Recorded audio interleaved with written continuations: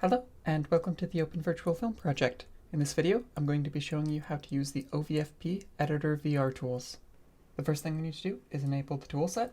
To do that, go into Edit, Editor Preferences, VR Mode, and change the interactor class to PP Virtual Production Virtual Scouting Interactor OVFP. Then we can do some initial setup on our tool in Project Settings, OVFP Runtime Settings, and there's this VR User section. If I click plus, it adds a new VR user.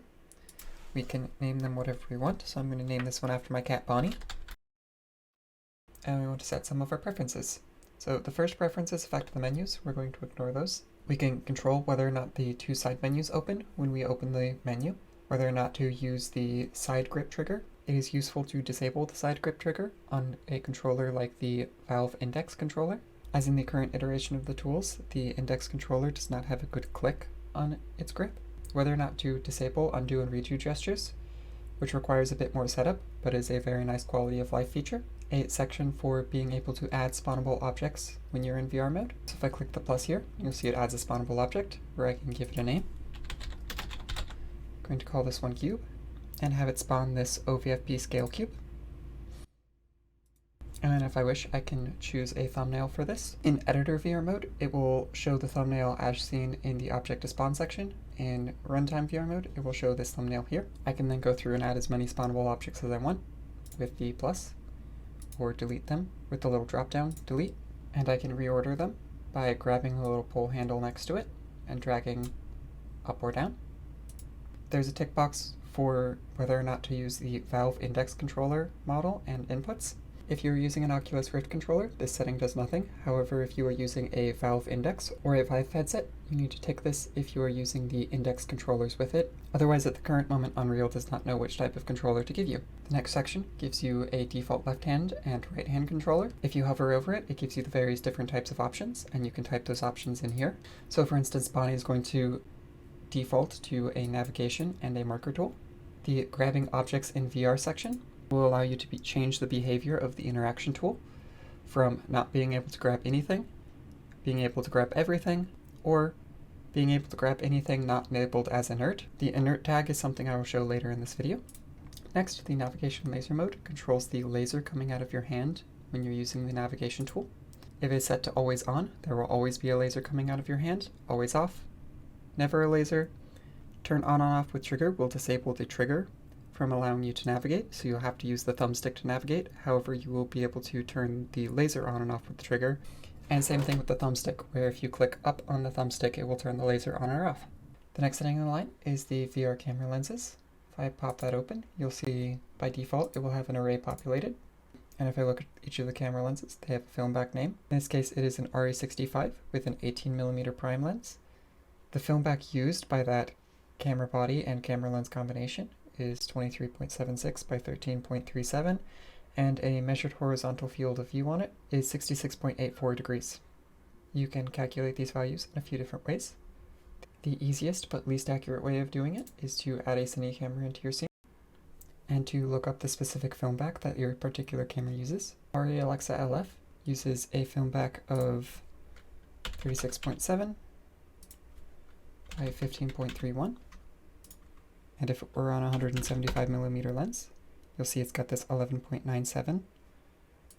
I type in that value there. Coming back to Unreal, the next setting we have available to us is different aspect ratios that we can set our cameras to. By default, it'll have 239 and 185. But if you wanted 4/3, which is 1.33, or a different camera aspect ratio available to you when you are using your VR cameras, you can type those values in here. And the last setting available in the VR settings is this Ignore Aspect Ratio Crop. It is set to off by default, so when you go into VR mode and you start stepping through your camera lenses, it will automatically crop the camera lens and film back combination to fit the aspect ratio you have chosen. If you want a more accurate reflection of the full frame that the camera will be capturing, you can tick this Ignore Aspect Ratio Crop on, and it will give you that. Once you're happy with your first VR user, you can add any number of extra VR users. So in this case, I'm going to add another one of my cats, Sunshine, to the list. And inside of here, I would be able to change any of these around. So Sunshine is going to start with a navigation tool and a viewfinder tool. Also, Sunshine is going to be set to be able to grab anything in VR mode and have their navigation laser mode turn on and off with the trigger.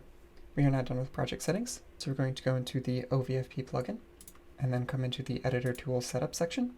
When you start in VR mode, you have the option to start where your camera is currently placed.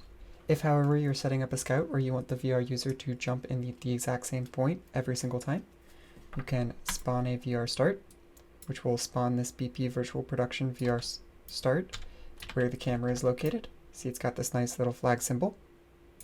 If we select that VR start, there's this is active section. We can turn it on and off and enable or disable starting at this VR start location. In addition, we have the ability to choose which of our VR users we're going to use by default. I'm going to default to using Bonnie. And then I have the ability to affect how the interaction tool works with certain objects. The interaction tool checks to see whether an object is interactable, as shown in the interactable objects video. And it also checks to see whether it is active or inert. Active means that if you have the right setup, you can grab onto it and shift it around in your scene. Inert means you have to have the override setting to be able to grab it. This is super useful if you want to keep the majority of your set unable to be affected in VR mode. You want to give the VR user the ability to shift around chess pieces or articles of furniture.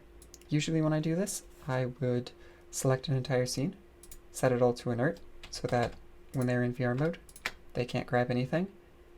And then I would select the various different objects that I want to be able to be movable in VR mode and set selected to inert.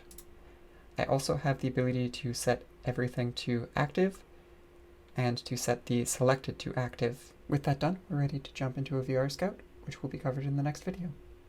That's it for this video. Thank you for watching.